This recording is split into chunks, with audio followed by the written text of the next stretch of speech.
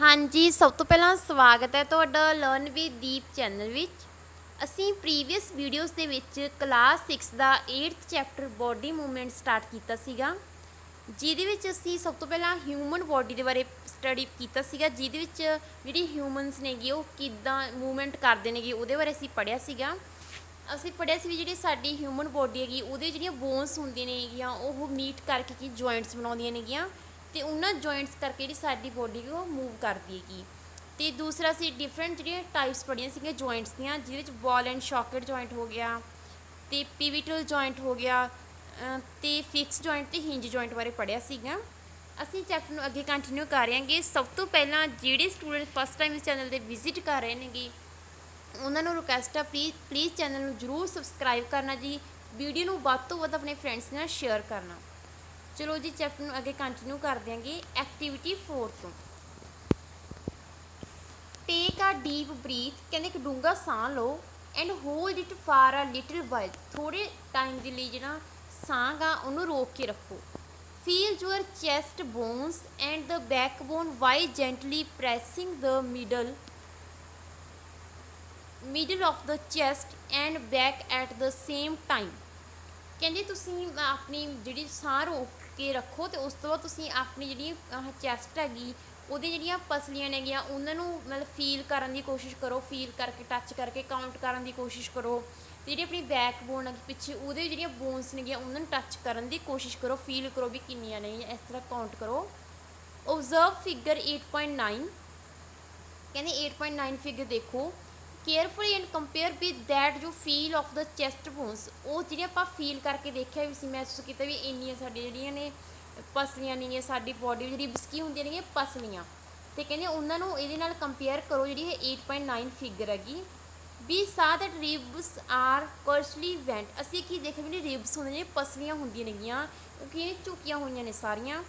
ਦੇ joint the chest bone and the back bone together to form a box, ਉਹ ਸਾਰੀਆਂ ਅੱਗੋਂ ਤਾਂ ਜੁੜੀਆਂ ਹੋਈਆਂ ਨੇ ਚੈਸਟ ਬੋਨ ਕਹਿੰਦੇ ਸਟਰਨਮ, ਜਿਹੜੀ ਅਗਲੇ ਜੀ ਪਿੱਛੋਂ ਕਾਹਦੇ ਜੁੜੀਆਂ ਨੇ ਬੈਕ ਬੋਨ ਦੇ ਨਾਲ, ਇਹ ਸਾਰੀਆਂ ਨੇ ਜੁੜ ਕੇ ਕੀ ਬਣਾਇਆ ਹੋਇਆ ਇੱਕ ਬਾਕਸ ਬਣਾਇਆ ਹੋਇਆ। ਇਸ ਬਾਕਸ ਨੂੰ ਅਸੀਂ ਰਿਬ ਕੇਸ ਕਹਿੰਦੇ ਹਾਂ।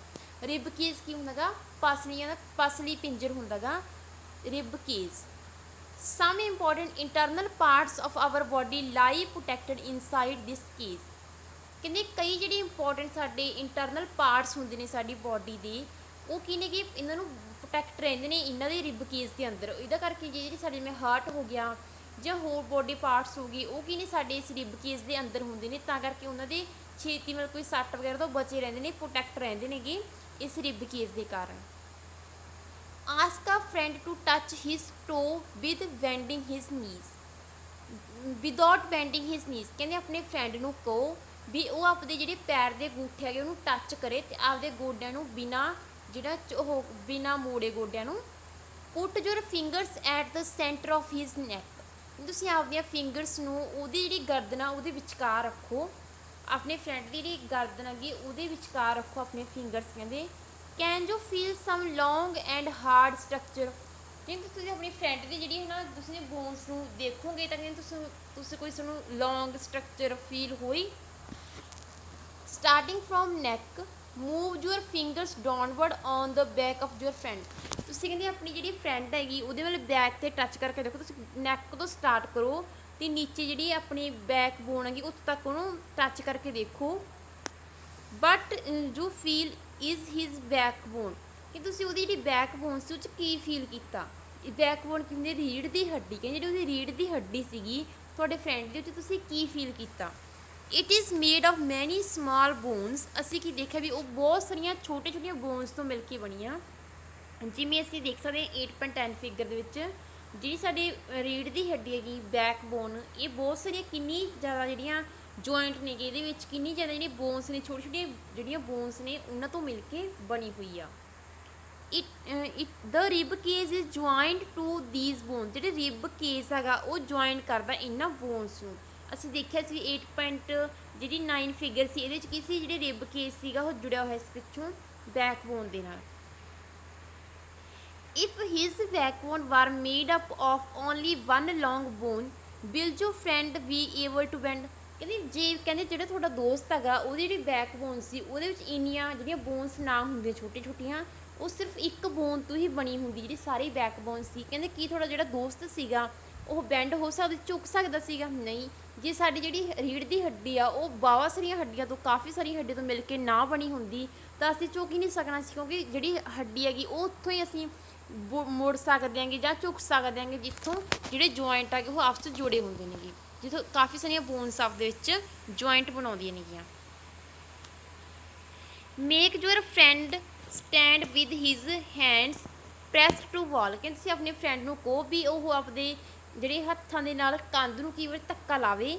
Ask him to and try to push the wall. ਇਹਨੂੰ ਧੱਕਾ ਲਾਵੇ ਕੰਧ ਨੂੰ। Do you see two bone standing where he shoulders are. ਇਹ ਤੁਸੀਂ ਦੇਖਿਆ ਵੀ ਜਿਹੜੇ ਦੋ ਬੋਨ ਸੀਗੀਆਂ ਜਦੋਂ ਖੜਾ ਸੀਗਾ ਤੇ ਉਹਦੇ ਮੋਢੇ ਤੇ ਕਈ ਜਿਹੜੀਆਂ ਦੋ ਬੋਨਸ ਸੀਗੀਆਂ ਉਹ ਕਿਸੇ ਅੱਗੇ ਨੂੰ ਝੁਕ ਰਹੀਆਂ ਸੀਗੀਆਂ।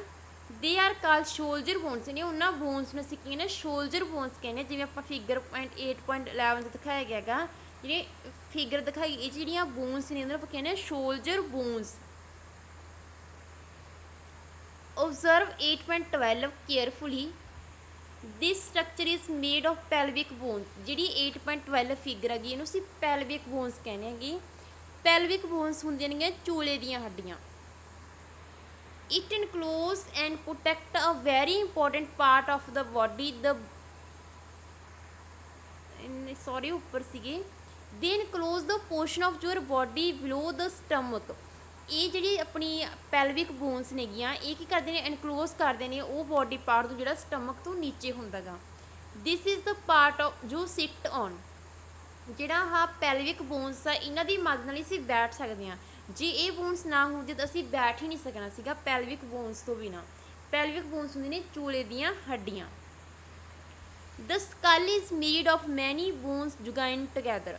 ਉਸ ਤੋਂ 8.13 ਫਿਗਰ ਹੈਗੀ ਜਿਹਦੇ 'ਚ ਸਕਲ ਬਣਾਈ ਹੋਈ ਹੈ, ਖੋਪੜੀ। ਇਹ ਜਿਹੜੀ ਖੋਪੜੀ ਹੁੰਦੀ ਸਕਲ ਹੁੰਦੀ ਸਾਡੀ ਇਹ ਬਹੁਤ ਸਾਰੀਆਂ ਜਿਹੜੀਆਂ ਬੋਨਸ ਆ ਉਹਨਾਂ ਤੋਂ ਮਿਲ ਕੇ ਬਣੀ ਹੁੰਦੀ ਹੈਗੀ। It includes and protect a very important part of the body the brain. ਇਹ ਵੀ ਕੀ ਕਰਦੀ ਸਾਡੇ ਜਿਹੜੇ ਬਹੁਤ ਜ਼ਰੂਰੀ ਪਾਰਟ ਆ ਸਾਡੀ ਬੋਡੀ ਦਾ ਉਹਨੂੰ ਪ੍ਰੋਟੈਕਟ ਕਰਦੀ ਹੈਗੀ, ਉਹਨੂੰ ਬਚਾਉਂਦੀ ਹੈਗੀ। ਉਹ ਹੈਗਾ ਸਾਡਾ ਬ੍ਰੇਨ। ਸਾਡੇ ਦਿਮਾਗ ਨੂੰ ਇਹ ਕੀ ਕਰਦੀ ਹੈਗੀ, ਪ੍ਰੋਟੈਕਟ ਕਰਦੀ ਹੈਗੀ। ਕਿਉਂਕਿ ਜੇ ਸਾਡੀ ਬੋਨ ਨਾ ਹੁੰਦੀ ਤਾਂ ਜਿਹੜਾ ਸਾਡਾ ਦਿਮਾਗ ਸੀ ਉੱਤੇ ਸੱਟ ਲੱਗਣੀ ਬਹੁਤ ਈਜੀ ਸੀਗੀ। ਹੁਣ ਜਿਹੜੀ ਸਾਡੀ ਆ ਹੈਗੀ ਸਕਲ ਹੈਗੀ ਇਹਦੇ ਕਰਕੇ ਜਿਹੜਾ ਸਾਡਾ ਦਿਮਾਗ ਹੈਗਾ ਉਹ ਸੱਟ ਤੋਂ ਬਚ ਜਾਂਦਾ ਗਾ। ਵੀ ਡਿਸਕਸ ਦ ਮੈਨੀ bonus and the joints of hour skeleton. ਅਸੀਂ ਕੀ ਦੇਖਿਆ, ਅਸੀਂ ਬਹੁਤ ਸਾਰੀਆਂ ਬੋਨਸ ਦੀ ਡਿਸਕਸ ਕੀਤੀਆਂ, ਜਿਵੇਂ ਕਿ ਹੋ ਗਿਆ ਰਿਬ ਕੇਸ ਹੋ ਗਿਆ, ਰਿਬਸ ਬਾਰੇ ਅਸੀਂ ਦੇਖਿਆ, ਬੈਕ ਬੋਨ ਪੜ੍ਹੀ, ਉਸ ਤੋਂ ਬਾਅਦ ਸਕਲ ਹੋ ਗਈ, ਪੈਲਵਿਕ ਬੋਨਸ ਹੋ ਗਈਆਂ, ਸ਼ੋਲਜਰ ਬੋਨਸ ਹੋ ਗਈਆਂ। ਅਸੀਂ ਕਾਫੀ ਨੇ ਬੋਨਸ ਕਹਿੰਦੇ ਸਟੱਡੀ ਕੀਤੀਆਂ ਸਕੈਲਟਨ ਦੀਆਂ। There are some additional parts of the skeleton that are not as hard as the bones and which can be bent. These are called cartilage. ਕਹਿੰਦੇ ਹੁਣ ਜਿਹੜਾ ਆਪਣਾ ਸਕੈਲਟਨ ਹੁੰਦਾ ਇਹ 'ਚ ਕਈ ਹੋਰ ਪਾਰਟ ਵੀ ਹੁੰਦੇ ਨੇਗੇ ਬੋਨਸ ਤੋਂ ਬਿਨਾਂ। ਜਿਹੜੇ ਬੋਨਸ ਜਿੰਨੇ ਸਖਤ ਤਾਂ ਨਹੀਂ ਹੁੰਦੇਗੇ ਪਰ ਉਹ ਵੀ ਬੈਂਟ ਹੁੰਦੇ ਨੇ। ਉਹਨਾਂ 'ਚ ਬੋਨਸ ਨਹੀਂ ਹੁੰਦੀਆਂ ਹੈਗੀਆਂ ਪਰ ਉਹਨਾਂ 'ਚ ਕੋਈ ਹੋਰ ਪਾਰਟ ਹੁੰਦਾ ਗਾ ਜਿਹੜੇ ਕੀ ਹੁੰਦੇ ਹੈਗੇ ਬੈਂਟ ਹੁੰਦੇ ਹੈਗੇ, ਝੁਕ ਸਕਦੇ ਹੈਗੇ ਈਜ਼ਲੀ। ਅਤੇ ਉਹਨਾਂ ਨੂੰ ਆਪਾਂ ਕਹਿੰਦੇ ਕਾਰਟੀਲੇਜ। ਕਾਰਟੀਲੇਜ ਕੀ ਹੁੰਦੇ ਹੈਗੇ, ਕਾਰਟੀਲੇਜ ਨੂੰ ਕਿਹਾ ਜਾਂਦਾ ਗਾ ਉਪਅਸਥੀਆਂ। ਉਪਅਸਥੀਆਂ ਕੀ ਹੁੰਦੀਆਂ ਨੇ, ਜਿਹੜੀਆਂ ਇਹਨਾਂ 'ਚ ਹੱਡੀਆਂ ਨਹੀਂ ਹੁੰਦੀਆਂ। ਜਿਵੇਂ ਸਾਡਾ ਜਿਹੜਾ ਕੰਨ ਹੈਗਾ, ਕੰਨ ਦੇ ਵਿੱਚ ਕੀ ਹੁੰਦਾ ਗਾ ਹੱਡੀ, ਆਪਾਂ ਨੂੰ ਲੱਗਦਾ ਕਿ ਕੋਈ ਹੱਡੀ ਹੈ ਨਹੀਂ ਗੀ ਪਰ ਫਿਰ ਵੀ ਲਚਕੀਲਾ ਹੁੰਦਾ ਗਾ। ਇਹ 'ਚ ਸਾਨੂੰ ਜਿਹੜੀ ਥੋੜ੍ਹਾ ਜਿਹਾ ਹੱਡੀਆਂ ਨਾਲੋਂ ਘੱਟ ਸਖਤ ਹੁੰਦਾ ਗਾ ਅਤੇ ਇਹਦੇ ਵਿੱਚ ਕੀ ਹੁੰਦਾ ਕਾਰਟੀਲੇਜ ਹੁੰਦਾ ਗਾ। ਫੀਲ ਯੂਅਰ ਈਅਰ ਕਹਿੰਦੇ ਤੁਸੀਂ ਆਪਣੇ ਈਅਰ ਨੂੰ ਫੀਲ ਕਰੋ। Do you find any hard bony part that can be bent. ਕਹਿੰਦੇ ਤੁਹਾਨੂੰ ਜਿਹੜਾ ਇਹ ਹੋਵੇਗੀ ਆਪਣਾ ਤੁਹਾਡਾ ਈਅਰ ਹੈਗਾ ਉਹਦੇ 'ਚ ਕੋਈ ਤੁਹਾਨੂੰ ਐਡੀ ਹਾਰਡ ਸਖਤ ਹੱਡੀ ਨਜ਼ਰ ਆਈ, ਦਿਸੀ, ਕੋਈ ਮਹਿਸੂਸ ਹੋਈ। There do not seem to be any bones here is in it. ਕਹਿੰਦੇ ਇੱਥੇ ਤੁਹਾਨੂੰ ਕੋਈ ਜਿਹੜੀ ਬੋਨ ਹੈਗੀ ਉਹ ਨਹੀਂ ਦਿਸੀ ਹੈਗੀ, ਕਿਉਂਕਿ ਆਪਣੇ ਕੰਨ 'ਚ ਕੋਈ ਵੀ ਜਿਹੜੀ ਹੱਡੀ ਨਹੀਂ ਹੁੰਦੀ ਗੀ। ਇਹਦੇ 'ਚ ਕੀ ਹੁੰਦੇ ਨੇ ਕਾਰਟੀਲੇਜਸ ਹੁੰਦੇ ਨੇਗੇ, ਵੀ ਕੋਈ ਸਖਤ ਹੱਡੀ ਨਹੀਂ ਹੁੰਦੀ। Do you notice anything different between the ear lobe and the portion above it? Earlobe ਕੀ ਹੁੰਦਾ ਹੈਗਾ, ਜਿਵੇਂ 8.15 ਫਿਗਰ ਦੇ ਵਿੱਚ ਦਿਖਾਇਆ ਗਿਆ ਹੈਗਾ। ਜਿਹੜਾ ਅਪਰ ਪਾਰਟ ਹੈਗਾ ਉਹਦੇ ਵਿੱਚ ਕੀ ਹੈ ਕਾਰਟੀਲੇਜ ਆ। ਹੁਣ ਜਿਹੜਾ ਈਅਰ ਲੋਬ ਆ, ਈਅਰ ਲੋਬ ਕੀ ਅਸੀਂ ਕੰਨ ਦੇ ਜਿਹੜੀ ਪੇਪੜੀ ਨੀਚੇ ਹੁੰਦੀ ਹੈਗੀ ਆਪਣੇ ਕੰਨ ਦੇ ਉਹ ਕੀ ਹੁੰਦਾ ਹੈਗਾ ਈਅਰ ਲੋਬ। ਕਹਿੰਦੇ ਤੁਸੀਂ ਈਅਰ ਲੋਬ ਤੇ ਜਿਹੜਾ ਉੱਪਰਲਾ ਪਾਰਟ ਆ ਉਹਦੇ 'ਚ ਫਰਕ ਦੇਖੋ ਕੀ ਫਰਕ ਹੈਗਾ। As you press them between your finger, ਆਪਣੇ ਫਿੰਗਰਸ ਨੂੰ ਪ੍ਰੈਸ ਕਰਕੇ ਫਿੰਗਰਸ ਨਾਲ ਦੇਖੋ ਆਪਾਂ ਨੂੰ ਲੱਗਦਾ ਜਿਹੜਾ ਇਹ ਵਾਲਾ ਜਿਹੜਾ ਆਪਣੀ ਈਅਰ ਲੋਬ ਹੈਗੀ ਇਹ ਕਾਫੀ ਸਮੂਥ ਹੈਗੀ as compare to upper part. ਉਹ ਕਿ ਥੋੜ੍ਹਾ ਜਿਹਾ ਇਹਨਾਂ ਨਾਲੋਂ ਜ਼ਿਆਦਾ ਉਹ ਹੈਗਾ ਹਾਰਡ ਹੈਗਾ। You do feel something in the upper parts of the ear that is not as soft as the ear lobe but not as hard as bone, isn't it? ਕਹਿੰਦੇ ਜਦੋਂ ਅਸੀਂ ਫੀਲ ਕੀਤਾ ਅਸੀਂ ਇਹ ਫੀਲ ਕੀਤਾ ਵੀ ਜਿਹੜਾ ਸਾਡਾ ਅਪਰ ਪਾਰਟ ਹੈਗਾ ਉਹ ਨਾ ਤਾਂ ਇੰਨਾ ਸੌਫਟ ਆ ਜਿੰਨਾ ਕਿ ਸਾਡੀ ਜਿਹੜੀ ਈਅਰ ਲੋਬ ਆ, ਤੇ ਨਾ ਹੀ ਇੰਨਾ ਸਖਤ ਆ ਜਿੰਨੀਆਂ ਕਿ ਬੋਨਸ ਹੁੰਦੀਆਂ ਨੇਗੀਆਂ। ਵੀ ਉਹ ਕੀ ਆ ਉਹਨੂੰ ਆਪਾਂ ਕਾਰਟਿਲੇਜ ਕਹਿੰਦੇ ਹੈਗੇ। ਕਾਰਟਿਲੇਜ ਕੀ ਹੁੰਦੇ ਨੇ, ਨਾ ਤਾਂ ਬੋਨਸ ਦੀ ਤਰ੍ਹਾਂ ਸਖਤ ਹੁੰਦੇ ਨੇਗੇ ਤੇ ਨਾ ਹੀ ਸੌਫਟ ਹੁੰਦੇ ਨੇਗੇ। Cartilage also found the joints of the body. ਜਿਹੜੇ ਕਾਰਟਿਲੇਜ ਹੁੰਦੇ ਨੇਗੇ ਇਹ ਆਪਣੀ ਬੋਡੀ ਦੇ ਵਿੱਚ ਵੀ ਹੁੰਦੇ ਨੇਗੇ, ਮਤਲਬ ਜਿਹੜੇ ਇੱਥੇ ਜੁਆਇੰਟਸ ਹੁੰਦੇ ਨੇ ਉਹਨਾਂ ਵਿੱਚ ਵੀ ਕਾਰਟਿਲੇਜਸ ਹੁੰਦੇ ਨੇਗੇ। We have seen that our skeleton is made up of many bones, joints and cartilage। ਕਹਿੰਦੇ ਅਸੀਂ ਕੀ ਦੇਖਿਆ ਵੀ ਜਿਹੜਾ ਸਾਡਾ ਸਕੈਲਟਨ ਹੈਗਾ, ਸਾਡਾ ਪਿੰਜਰ ਹੈਗਾ, ਉਹ ਕੀ ਤੋਂ ਬਣਿਆ ਹੋਇਆ ਹੈਗਾ, ਕਾਫੀ ਬੋਨਸ ਤੋਂ, ਜੁਆਇੰਟਸ ਤੋਂ ਤੇ ਕਾਰਟਿਲੇਜਸ ਤੋਂ ਬਣਿਆ ਹੋਇਆ ਹੈਗਾ। ਜੋ could C bent and move ਮੈਨੀ ਆਫ ਦੈਮ। ਕਹਿੰਦੇ ਅਸੀਂ ਕੀ ਕਰ ਸਕਦੇ ਉਹਨੂੰ ਦੇਖ ਸਕਦੇ ਹਾਂ, ਮੋੜ ਸਕਦੇ ਹਾਂ ਤੇ ਮੂਵ ਕਰ ਸਕਦੇ ਹਾਂ ਉਹਨਾਂ 'ਚੋਂ ਕਾਫੀ ਜਿਹੜੇ ਸਾਡੇ ਬੋਨਸ ਹੋ ਗਏ ਜਾਂ ਜੁਆਇੰਟਸ ਹੋ ਗਏ। Draw neat figure of the skeleton in your notebook. ਕਹਿੰਦੇ ਹੁਣ ਤੁਸੀਂ ਸਕੈਲਟਨ ਦੀ ਕੀ ਕਰੋ, ਨੋਟਬੁੱਕ 'ਤੇ ਇੱਕ ਫਿਗਰ ਬਣਾਓ। We have learnt about the bones in our body and about joints that help us move in different ways। ਕਹਿੰਦੇ ਅਸੀਂ ਕੀ ਸਿੱਖਿਆ, ਅਸੀਂ ਜਿਹੜੀ ਡਿਫਰੈਂਟ ਬੋਨਸ ਨੇਗੀਆਂ ਉਹਨਾਂ ਬਾਰੇ ਪੜ੍ਹਿਆ, ਬੋਡੀ ਦੀਆਂ ਬੋਨਸ ਬਾਰੇ ਪੜ੍ਹਿਆ ਤੇ ਜੁਆਇੰਟਸ ਬਾਰੇ ਪੜ੍ਹਿਆ ਜਿਹੜੇ ਕਿ ਬੋਨਸ ਨੂੰ ਹੈਲਪ ਕਰਦੇ ਨੇਗੇ ਮੂਵਮੈਂਟ ਦੇ ਵਿੱਚ। But makes the bonus move ਦ ਵੇ ਦੇ ਡੂ। ਕਹਿੰਦੇ ਕਿ ਜਿਹੜੀਆਂ ਬੋਨਸ ਨੇਗੀਆਂ ਉਹ ਕਿਵੇਂ ਹੁਣ ਮੂਵ ਕਿਵੇਂ ਕਰਦੀਆਂ ਨੇ, ਅਸੀਂ ਤਾਂ ਦੇਖ ਲਿਆ ਜਿਹੜੇ ਜੁਆਇੰਟਸ ਨੇਗੇ ਉਹਨਾਂ ਦੀ ਵਜ੍ਹਾ ਕਰਕੇ ਮੂਵ ਕਰਦੇ ਨੇ ਬੋਨਸ ਨੇਗੀਆਂ, ਪਰ ਉਹ ਮੂਵ ਕਰਦੀਆਂ ਕਿਵੇਂ ਨੇਗੀਆਂ। Let us find out. Make a fist with one hand. ਕਹਿੰਦੀ ਇੱਕ ਹੱਥ ਦੀ ਜਿਹੜੀ ਮੁੱਠੀ ਮੀਚ ਲਓ। Bent your arm at the elbow and touch your shoulder with the thumb. ਹੁਣ ਕਹਿੰਦੇ ਆਪਣੀ ਕੂਣੀ ਤੋਂ ਮੋੜ ਕੇ ਜਿਹੜੀ ਬਾਂਹ ਨੂੰ ਆਪਣੇ ਮੋਢੇ 'ਤੇ ਲੈ ਕੇ ਆਓ ਤੇ ਉਹਨੂੰ ਟੱਚ ਕਰਨ ਦੀ ਕੋਸ਼ਿਸ਼ ਕਰੋ ਆਪਣੇ ਮੋਢੇ ਨੂੰ ਉਹਦੇ ਅੰਗੂਠੇ ਨਾਲ, ਹੱਥ ਦੇ ਅੰਗੂਠੇ ਨਾਲ, ਮੁੱਠੀ ਬੰਦ ਹੋਣ 'ਤੇ। Do you see any change in your upper arm. ਕਹਿੰਦੇ ਤੁਸੀਂ ਜਿਹੜੀ ਆਪਣੀ ਬਾਂਹ ਦੀ ਉੱਪਰਲੀ ਆਰਮ 'ਚ ਕੋਈ ਚੇਂਜ ਲੱਗਿਆ, ਸਾਡੀ ਜਿਹੜੀ ਬਾਂਹ ਗੀ ਉਹ ਥੋੜ੍ਹੀ ਜਿਹੀ ਸਵੈਲੋ ਹੋ ਜਾਂਦੀ, ਮਤਲਬ ਫੁੱਲ ਜਿਹੀ ਜਾਂਦੀ ਜਦੋਂ ਅਸੀਂ ਉਹਨੂੰ ਇੱਦਾਂ ਕਰਨ ਦੀ ਕੋਸ਼ਿਸ਼ ਕਰਦੇ ਹੈਗੇ। Touch it with the other hand. ਇਹਨੂੰ ਦੂਜੇ ਹੱਥ ਨਾਲ ਟੱਚ ਕਰਕੇ ਦੇਖੋ। Do you feel a swollen region inside your upper arm. ਸਾਨੂੰ ਜਿਹੜੀ ਆਪਣੀ ਅਪਰ ਆਰਮ ਸੀ, ਉੱਪਰਲਾ ਹਿੱਸਾ ਸੀ ਬਾਂਹ ਦਾ, ਉਹ ਸਾਨੂੰ ਸਵੈਲੋ ਹੋਇਆ ਥੋੜ੍ਹਾ ਪੋਰਸ਼ਨ ਦਿਸਿਆ, ਉਹਨੂੰ ਕੀ ਕਹਿੰਦੇ ਆਪਾਂ ਮਸਲਸ। ਉਹ ਕਹਿੰਦੇ ਨੇ ਮਸਲਸ। ਮਸਲ ਕੀ ਹੁੰਦੀਆਂ ਨੇਗੀਆਂ, ਪੇਸ਼ੀਆਂ। ਦ ਮਸਲ ਬਲਸ ਡਿਊ ਟੂ ਕੰਟਰੈਕਸ਼ਨ। ਕਹਿੰਦੇ ਜਿਹੜੀਆਂ ਮਸਲਸ ਹੁੰਦੀਆਂ ਨੇਗੀਆਂ ਇਹ ਕੀ ਹੁੰਦੀਆਂ ਨੇਗੀਆਂ, ਮਤਲਬ ਇਹਨਾਂ 'ਚ ਨਾ ਉਹ ਹੁੰਦੀ ਹੈਗੀ, ਮਤਲਬ ਇਹ ਕੀ ਕਰਦੀਆਂ ਨੇਗੀਆਂ, ਜਿਹੜੀ ਮਤਲਬ ਸੁੰਗੜਦੀਆਂ ਨੇ। ਕਹਿੰਦੇ ਜਿਹੜੀ ਸੁੰਗੜਨ ਦੀ ਇਹਨਾਂ 'ਚ ਕੀ ਹੁੰਦੀ ਹੈਗੀ, ਮਤਲਬ ਕੰਟਰੈਕਸ਼ਨ ਕਰਦੀਆਂ ਨੇਗੀਆਂ ਜਿਹੜੀਆਂ ਮਸਲਸ ਹੁੰਦੀਆਂ ਨੇਗੀਆਂ। Now brings your arm back to its normal position. ਕਹਿੰਦੇ ਹੁਣ ਆਪਣੀ ਆਰਮ ਨੂੰ ਨੋਰਮਲ ਪੋਜੀਸ਼ਨ ਵਾਪਸ ਲਿਆਓ। But happen to the muscle. ਕਹਿੰਦੇ ਹੁਣ ਕੀ ਹੋਇਆ ਮਸਲ, ਹੁਣ ਉਹ ਜਿਹੜੀ ਮਸਲ ਹੈਗੀ ਉਹ ਕੀ ਹੋਊਗੀ ਜਿਹੜੀ ਉੱਪਰ ਉੱਭਰਿਆ ਸੀ ਪਾਰਟ ਉਹ ਕੀ ਹੋ ਗਿਆ, ਹੁਣ ਸਹੀ ਹੋ ਗਿਆ। Is it still contracted. ਕਹਿੰਦੇ ਹੁਣ ਵੀ ਉਹ ਸੁੰਗੜੀ ਹੋਈ ਹੈ ਕਿ ਨਹੀਂ, ਹੁਣ ਉਹ ਕੀ ਹੋ ਗਈ, ਸਹੀ ਹੋ ਗਈ, ਨੋਰਮਲ ਹੋ ਗਈ। You can observe similar contractions of muscles in your leg when you walk or run। ਇਸ ਤਰ੍ਹਾਂ ਕਹਿੰਦੇ ਜਿਵੇਂ ਅਸੀਂ ਆਪਣੀ ਆਰਮ 'ਚ ਕੰਟਰੈਕਸ਼ਨ ਦੇਖੀ, ਸੁੰਗੜਨ ਦੇਖਿਆ, ਉਸ ਤਰੀਕੇ ਸਾਡੀਆਂ ਲੈਗਸ ਹੁੰਦੀਆਂ ਨੇਗੀਆਂ ਤੇ ਜਿਹੜੀਆਂ ਸਾਡੀਆਂ ਉਹਨਾਂ ਵਿੱਚ ਵੀ ਕੀ ਹੁੰਦੀਆਂ ਨੇ, ਜਿਹੜੀਆਂ ਮਸਲਸ ਹੁੰਦੀਆਂ ਨੇਗੀਆਂ ਉਹ ਕੰਟਰੈਕਟ ਕਰਦੀਆਂ ਨੇ ਇਸ ਤਰ੍ਹਾਂ। When contracted the muscle become shorter, stiff and thicker। It pulls the bone। ਕਹਿੰਦੇ ਜਦੋਂ ਕੰਟਰੈਕਟ ਹੋ ਜਾਂਦੀ ਜਿਹੜੀ ਮਸਲ ਹੈਗੀ ਸੁੰਗੜ ਜਾਂਦੀ ਹੈਗੀ, ਜਿਹੜੀ ਮਸਲ ਹੈਗੀ ਉਹ ਕਹਿੰਦੇ ਛੋਟੀ ਹੋ ਜਾਂਦੀ ਹੈਗੀ, ਥੋੜ੍ਹੀ ਜਿਹੀ ਥਿੱਕਰ ਜਿਹੜੀ ਮੋਟੀ ਹੋ ਜਾਂਦੀ ਹੈਗੀ ਅਤੇ ਉਹ ਕੀ ਕਰਦੀ ਹੈਗੀ, ਬੋਨ ਨੂੰ ਖਿੱਚਦੀ ਹੈਗੀ। ਪੁੱਲ ਮਤਲਬ ਜਿਹੜੀ ਕਰਦੀ ਖਿੱਚਦੀ ਆ ਉਹ ਬੋਨ ਨੂੰ, ਉਹ ਪੁੱਲ ਨਹੀਂ ਮਤਲਬ ਹੁਣ ਪੁਸ਼ ਨਹੀਂ ਕਰ ਸਕਦੀ, ਧੱਕ ਨਹੀਂ ਸਕਦੀ, ਜਿਹੜੀਆਂ ਮਸਲਸ ਹੁੰਦੀਆਂ ਨੇ ਸਿਰਫ ਖਿੱਚਦੀਆਂ ਨੇ ਆਪਣੇ ਵੱਲ। Muscles work in pair. ਜਿਹੜੀਆਂ ਮਸਲਸ ਹੁੰਦੀਆਂ ਨੇ ਉਹ ਦੋ ਪੇਅਰਸ 'ਚ ਕੰਮ ਕਰਦੇ ਨੇ, ਦੋ ਮਸਲਸ ਇਕੱਠੀਆਂ ਕੰਮ ਕਰਦੀਆਂ ਨੇਗੀਆਂ। When one of them contract, the bone is pulled in that direction। ਜਿਹੜੀਆਂ ਮਸਲਸ ਹੁੰਦੀਆਂ ਨੇ ਦੋ ਇਕੱਠੀਆਂ ਮਸਲਸ ਕੰਮ ਕਰਦੀਆਂ ਨੇ, ਕਹਿੰਦੇ ਜਦੋਂ ਉਹਨਾਂ 'ਚੋਂ ਇੱਕ ਮਸਲ ਜਿਹੜੀ ਕੰਟਰੈਕਟ ਕਰਦੀ ਹੈ, ਇੱਕ ਮਸਲ ਸੁੰਗੜ ਜਾਂਦੀ ਹੈਗੀ ਤਾਂ ਉਹ ਬੋਨ ਨੂੰ ਆਪਣੇ ਵੱਲ ਖਿੱਚ ਲੈਂਦੀ ਹੈਗੀ ਤੇ ਜਿਹੜੀ ਉਸ ਡਾਇਰੈਕਸ਼ਨ ਜਿਹੜੀ ਬੋਨ ਹੈਗੀ ਉਹ ਮੂਵ ਹੋ ਜਾਂਦੀ ਜਿਹੜੀ ਪਾਸੇ ਜਿਹੜੀ ਮਸਲ ਸੀਗੀ ਉਹ ਕੰਟਰੈਕਟ ਹੋਈ ਸੀਗੀ। Other muscle of pair relax, ਜਿਹੜੀ ਦੂਸਰੀ ਮਸਲ ਸੀ ਉਸ ਤਰ੍ਹਾਂ ਹੀ ਪਈ ਰਹਿੰਦੀ ਹੈਗੀ। ਇਹ ਹੁਣ ਇੱਕ ਮਸਲ ਸੀ ਜਿਹਨੇ ਕੰਟਰੈਕਟ ਕੀਤਾ ਤੇ ਉਹਨੇ ਬੋਨ ਨੂੰ ਆਪਣੇ ਵੱਲ ਖਿੱਚ ਲਿਆ, ਜਿਹੜੀ ਦੂਸਰੀ ਮਸਲ ਸੀਗੀ ਉਹ ਉਸੇ ਤਰ੍ਹਾਂ ਹੀ ਪਈ ਰਹੀ। To move the bone in the opposite direction, the relaxed muscle contract to pull the bone towards its original position while the first relax। ਕਹਿੰਦੇ ਜੇ ਹੁਣ ਆਪਾਂ ਇੱਕ ਵਾਰ ਮੂਵ ਹੋ ਗਈ ਜਿਹੜੀ ਆਪਣੀ ਬੋਨ ਸੀਗੀ, ਜੇ ਹੁਣ ਉਸੇ ਪੋਜੀਸ਼ਨ 'ਚ ਉਹਨੂੰ ਅਸੀਂ ਵਾਪਸ ਲੈ ਕੇ ਆਉਣਾ ਗਾ, ਜਿਹੜੀ ਦੂਸਰੀ ਮਸਲ ਸੀ ਜਿਹੜੀ ਰੈਸਟ ਦੇ ਵਿੱਚ ਪਈ ਸੀ, ਰਿਲੈਕਸ ਕਰ ਰਹੀ ਸੀਗੀ, ਹੁਣ ਉਹ ਕੰਟਰੈਕਟ ਕਰੂਗੀ, ਉਹ ਬੋਨ ਨੂੰ ਉਸੇ ਪੋਜੀਸ਼ਨ 'ਚ ਵਾਪਸ ਖਿੱਚ ਲੂਗੀ। ਜਿਹੜੀ ਦੂਸਰੀ ਪਹਿਲਾਂ ਵਾਲੀ ਮਸਲ ਸੀ ਜਿਹਨੇ ਪਹਿਲਾਂ ਕੰਟਰੈਕਟ ਕੀਤਾ ਸੀ ਹੁਣ ਉਹ ਰੈਸਟ 'ਚ ਆ ਜੂਗੀ। ਇਹ ਕਿਵੇਂ ਹੁੰਦਾ ਵੀ ਇੱਕ ਕੰਟਰੈਕਟ ਕਰਦੀ ਹੈ ਦੂਸਰੀ ਰਿਲੈਕਸ ਕਰਦੀ ਆ। ਇਟ ਕੈਨਟ ਪੁਸ਼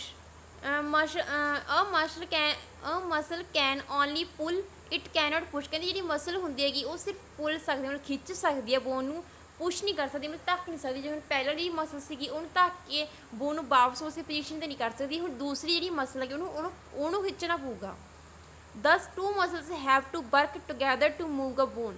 ਇਸ ਤਰ੍ਹਾਂ ਜਿਹੜੇ ਦੋ ਮਸਲ ਨੇਗੀਆਂ ਉਹ ਇਕੱਠੀਆਂ ਕੰਮ ਕਰਦੀਆਂ ਨੇਗੀਆਂ, ਦੋ ਪੇਸ਼ੀਆਂ ਇਕੱਠੀਆਂ ਕੰਮ ਕਰਦੀਆਂ ਨੇਗੀਆਂ ਬੋਨਸ ਨੂੰ ਮੂਵ ਕਰਾਉਣ ਦੇ ਲਈ। ਕਿਉਂਕਿ ਜਿਹੜੀ ਇੱਕ ਟਾਈਮ ਜਿਹੜੀ ਇੱਕ ਮਸਲ ਹੈਗੀ ਉਹ ਕੰਟਰੈਕਟ ਕਰਦੀ, ਜਿਹੜੀ ਦੂਸਰੀ ਉਹ ਰਿਲੈਕਸ ਕਰਦੀ ਹੈਗੀ, ਤੇ ਇੱਕ ਜਦੋਂ ਜਿਹੜੀ ਕੰਟਰੈਕਟ ਕਰਦੀ ਉਹ ਬੋਨ ਨੂੰ ਆਪਣੇ ਵੱਲ ਪੁੱਲ ਕਰਦੀ ਹੈਗੀ। Are muscles and bones always required for movement. ਕਹਿੰਦੇ ਕੀ ਜਿਹੜੀਆਂ ਮਸਲਸ ਨੇਗੀਆਂ ਤੇ ਬੋਨਸ ਨੇਗੀਆਂ ਹਮੇਸ਼ਾ ਚਾਹੀਦੀਆਂ ਨੇ ਮੂਵਮੈਂਟ ਵਾਸਤੇ। How do other animals move. ਕਹਿੰਦੇ ਜੇ ਕਹਿੰਦੇ ਆਪਾਂ ਕੀ ਪੜ੍ਹਿਆ ਵੀ ਅਸੀਂ ਬੋਨਸ ਕਰਕੇ ਤੇ ਮਸਲਸ ਕਰਕੇ ਮੂਵ ਕਰ ਦਿਆਂਗੇ, ਪਰ ਕਹਿੰਦੇ ਜਿਹੜੇ ਦੂਸਰੇ ਐਨੀਮਲਸ ਹੁਣ ਕਈ ਐਨੀਮਲਸ ਹੁੰਦੇ ਨੇ ਜਿਨ੍ਹਾਂ 'ਚ ਬੋਨਸ ਹੁੰਦੀਆਂ ਨਹੀਂ, ਫਿਰ ਉਹ ਕਿਵੇਂ ਮੂਵ ਕਰਦੇ ਨੇਗੇ। Do all animals have bonus. ਕਹਿੰਦੇ ਕਿ ਸਾਰੇ ਐਨੀਮਲਸ 'ਚ ਬੋਨ ਹੁੰਦੀਆਂ ਨੇਗੀਆਂ, ਸਾਰੇ ਐਨੀਮਲਸ 'ਚ ਹੱਡੀਆਂ ਹੁੰਦੀਆਂ ਨੇਗੀਆਂ, ਨਹੀਂ ਸਾਰਿਆਂ 'ਚ ਤਾਂ ਹੁੰਦੀਆਂ ਨਹੀਂ। ਜਿਵੇਂ ਅਰਥਵਰਮ ਹੋ ਗਿਆ ਉਹ 'ਚ ਤਾਂ ਹੱਡੀਆਂ ਹੁੰਦੀਆਂ ਨਹੀਂ। ਵਟ about an earthworm or a snail, let us study the manner of movement that is the gait of the some animals.